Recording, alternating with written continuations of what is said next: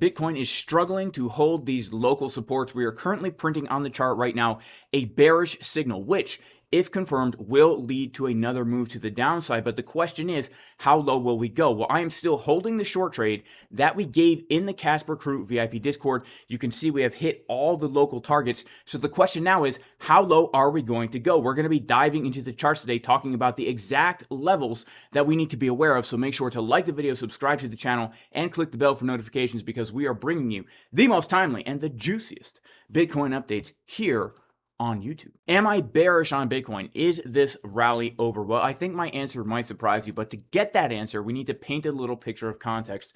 First of all, the Bitcoin price has come up to a very major zone of resistance around that $30,000 level. This is a multi-year support resistance flip, and so there's no surprise that we would be getting some kind of resistance here. And when we take a look at our indicator, what has tipped us off is the fact that we are getting a dip because of the lip. That's right, as the price is getting higher and higher into key resistance, market Cipher B is getting lower and lower, printing the bearish Janet Yellen crooked lip pattern. Whereas the price is getting higher and higher, Janet Yellen's lips are getting lower and lower. And this is why I was basically closing my long trade and opening up my short trade all week, as documented on my YouTube channel. I'm closing my Bitcoin long trade. And then on Monday, I let everyone know I had opened a short trade. Now I've opened up a short on Bitcoin. And then the following day, I told everybody, as we're getting this retest, we really need to watch the green box, because if we reject from here, we're going to put in a lower low. However, if we get the rejection here right now, it's actually more probable than not we will continue now making lower lows. So that's exactly what happened. That's why we gave the short setup from that green box. If you want to join the Casper Crew VIP Discord, where we give these trade setups in advance every single day, we tell you the levels that we're looking for. We do 3 live streams every single weekday, a great educational group. You can go to jasoncaspertrading.com and join the VIP Discord. Also, guys, if you want to learn how to trade this way and finally become successful, check out the courses. These will teach you, even if you don't know anything, how to become a consistent trader using a good strategy and good risk management. You can also book a one-on-one session with a pro trader and check out our trading bot for free. It's a great tool that will trade for you. We're giving it away, 14-day free trial. Make sure to check it out. Also, if you want to take advantage of this volatility, trading on MEXC with 0% limit fees, 33% off market fees, click the link in the description. A great deal for people who are trading on lower term timeframes who don't want those fees cut into their profits. Of course, guys, only sign up if you know how to trade. If you don't know how to trade and you think you're going to get rich quick doing this, you're going to lose everything you have. You're going to stub your toe on every piece of furniture in your house, burn your tongue on every hot, juicy slice of pizza you ever eat again for the rest of your life, and it's going to be a miserable time. But if you know what you're doing, it's actually a really good deal. So where do we find ourselves right now? Well, here's the thing. We are trading now back inside of this little range, which was at the time a bull flag. We traded this from March 17th until our present day. And basically, here's why this is bearish. Now that we are back below the key support that we were looking at yesterday, it's actually more probable than not that we will see the Bitcoin price come back down to the low of this fair value area around $26.5 to $27,000. And I know yesterday we were looking at this key support saying this is the make it or break it zone. If we come down to this box and we print a bullish divergence on the 4-hour time frame, where basically the 4-hour market Cipher B is making higher momentum waves as the price is getting lower, giving us that very juicy, uneven butt cheek pattern, I would actually be looking for a very bullish move to the upside. And as you can see, we have lost the level. Now you might be saying, Jason, aren't we printing a 4-hour bullish divergence right now? Aren't you attempting to take a nice big sip from those nice juicy cheeks and be filled with joy?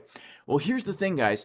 Yes, this is a bullish divergence on the 4-hour time frame. However, we have lost the key level that I was looking to get the bounce.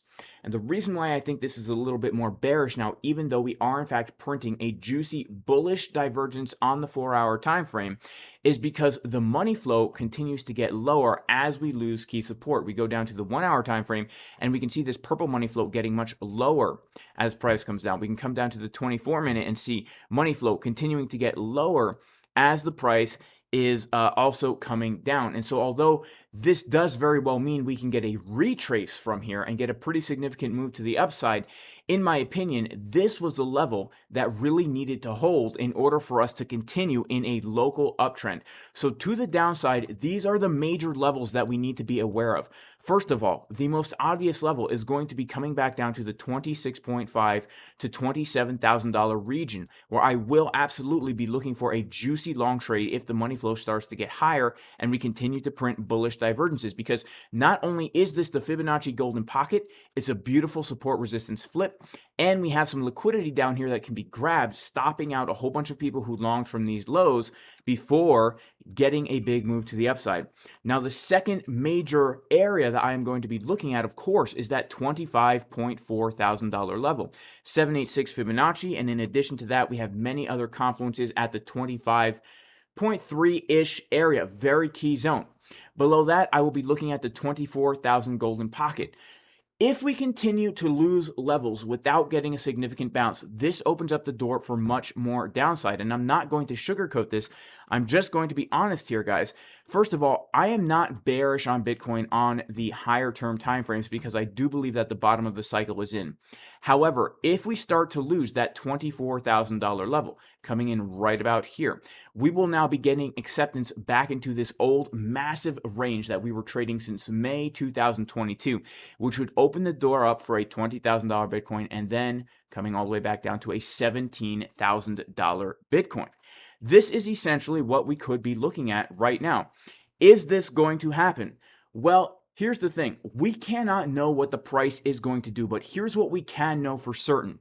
When we take a look at these higher term timeframes, we are seeing two things. Number one, we are in bullish market structure on the weekly timeframe. We are printing this inverted head and shoulders pattern, and we've been making higher highs and higher lows on this chart since the end of since the end of November. Until we actually start to make a lower low on the weekly chart, we are still in bullish market structure, okay, which means we need to be very, very patient. If we are a swing trader here, we need to be very, very patient, and we should not entertain the end of this rally until we actually put a low that's lower than $20,000. The second thing that we need to be aware of right now is market Cipher B on the weekly time frame is in fact printing a red dot at key resistance, which tells us it's more probable than not that we will get more of a move to the downside. Another reason why I've closed my swing shorts. However, the money flow is curving to the upside. In addition to that, when we look at where we are in the 4-year Bitcoin cycle, this is the time where we tend to range for about a year. We're not in an uptrend, we're not in a downtrend, we're simply trading sideways. And then once that having happens, we really start to rally. So with all this data that we have, what it means is, as a trader right now, given the context of the higher term timeframes, I am looking to short and then long a higher low. As a hodler, as a position holder on Bitcoin, I am looking to buy on the dips, because even if we come back down to the low of the range, even if we see a $17,000 Bitcoin or worse, because of where we are in the market cycle, I do believe that buying Bitcoin at these low prices is going to put us in a position to really profit as we head into that bull market. Okay, so this is where I stand, and those are the key levels. Now, one more thing, guys, to the upside. If we do start to bounce from this area that we are right now, I will be looking to add to my short trades at the Fibonacci golden pocket, which is coming in right here. If we put on our 618 and our 0.65, right around that 29.7-ish level. Okay, I would actually be looking to add to a short trade at a retest of this support resistance flip at 29.8-ish. Okay, this is pretty much my overall plan on how I'm looking to trade this price action. And guys, I'm a huge proponent on this channel of being as self-sufficient as possible. And here's one of the ways that I am working to become more and more self-sufficient. All right, y'all, I'm out here on the homestead, and I'm going to be planting some blackberry bushes today. Very, very delicious, nutritious, perennial sources of food, and I love berries, and so I'm always planting blackberry bushes, raspberry bushes, because you can harvest a lot of berries from these trees. You can freeze them, you can freeze dry them, and they can last all year if you grow enough. So I'm always planting new bushes because you can never have enough berries, let me tell you. Here we go. This is our beautiful blackberry bush, and what I really like about this variety is that there's no thorns, right? Typically your berry vines will have thorns. This has no thorns. This actually produces a really big, really juicy berry, and even the seeds are not very crunchy. So this is my favorite kind of blackberry bush here. So for me, I found it to be really helpful to cover the ground with some landscape matting, cut the holes in the landscape matting, and then plant the berry bushes in these holes and fill them back up with some compost and stuff. This basically prevents the weeds from growing, and you can fence in the entire area to keep some of the animals out. But if you don't do this, the weeds will overtake your berry bushes. So I recommend some kind of matting like this, and then you can just cut a hole and plant the plant inside. All right, y'all, that is it for today's video. May you all be blessed in the name of Jesus, Yeshua the Messiah. Even if you're not religious, I still pray you are very blessed. That everybody has a great weekend, and I'll see everybody in the next video. Peace!